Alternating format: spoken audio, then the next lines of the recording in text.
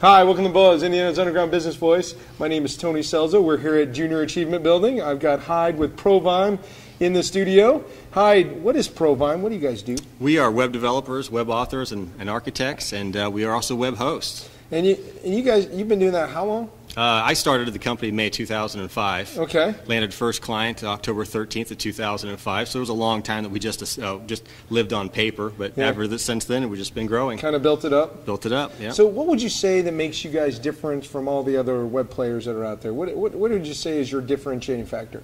Well, you know, I never used to know that prior to starting Rainmakers, but we've got a lot of new services in the can that we're rolling on out. ProSpam, which is a beautiful spam filtering service that everybody's using. Mm-hmm. We've got some custom web application software that we're rolling on out that's going to allow web developers to not go out of business through project scoping. Sure. You know, we're actually just got approved for that 20% VCI tax credit, so now we're going around and we're buying up other web hosting companies. Awesome. So I wouldn't just say that there was one thing that makes us a little bit different, but we have a lot of opportunities on the table. So right now, when you're out there networking, one of the things that you're looking for is other smaller web companies that you can, you know, maybe there's a fit for, right? Smaller web companies that don't write in the same language as we do, and other marketing PR companies that also need our services. Yeah, because that's a great strategic partner to you, those marketing firms, right? It's a huge strategic partner for us, and we have a lot of them. I mean, Jill Harding with Boundless Designs, sure. Lorraine Ball with Round Peg, yeah. You know, the Sure Sites guys down in Bloomington. We You've have a lot of different resellers. You've almost developed a channel. We have, and that channel is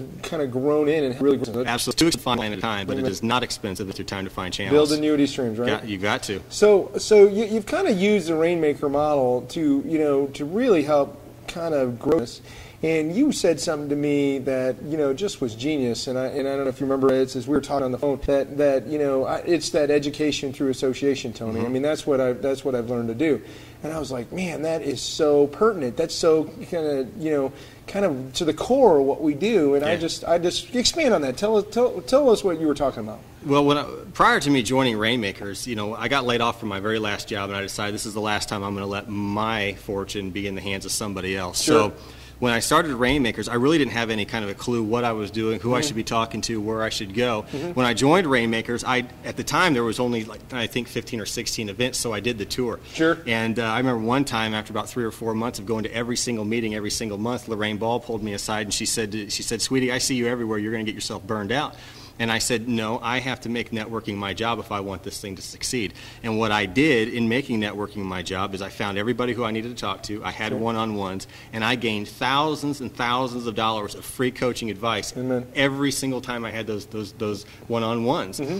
And knowledge is power. And all that free knowledge I got is what has made ProVim to be where it is today. And I think it's important that everybody out there hears that. It's like, if you're in business for yourself, you could have kind of struggled along, in your office, wondering how to go get it. And I tried that too. Yeah, we all do. Yeah, which failed. Yep, or you could go mix it up and ask questions. And I think the key thing that you were always open to learn. Mm-hmm.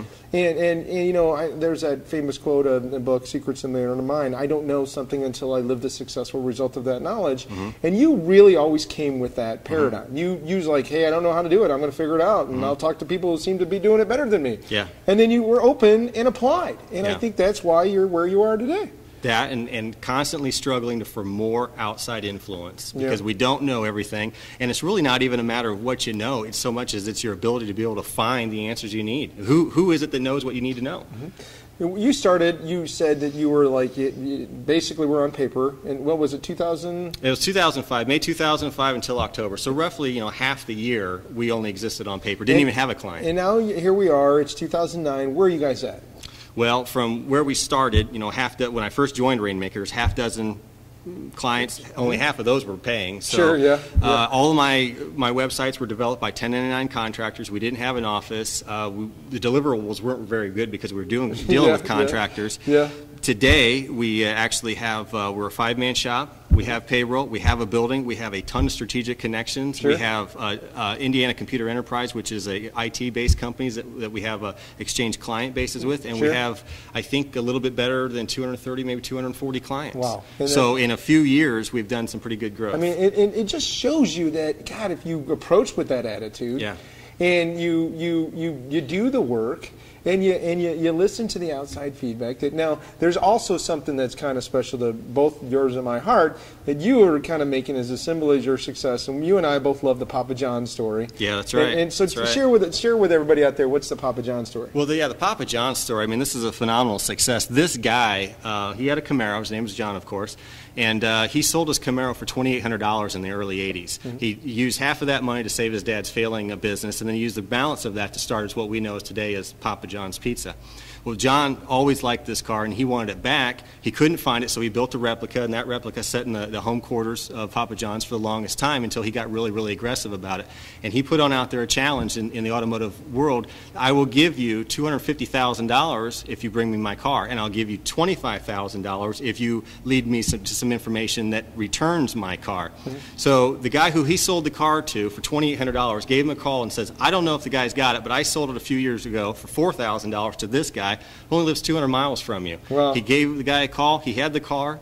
He bought it back for $250,000. He gave the other guy $25,000, and today that's the car that you see him delivering pizzas on TV. Yeah. Exactly right. And so you've had this car you've been restoring for years. Yeah, I have a '55 Bel Air, two-door post. Mm-hmm. I've had this car since February 11th of 2001. I bought it when I lived out in the Pacific Northwest, and I've been slowly restoring it.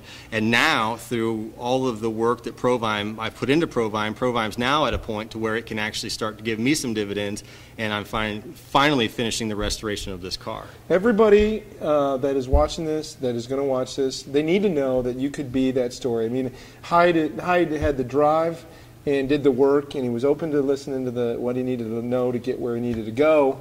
And I think that's half of it. Be more, serve more. Yes. You've been buzzed, buddy. Appreciate you.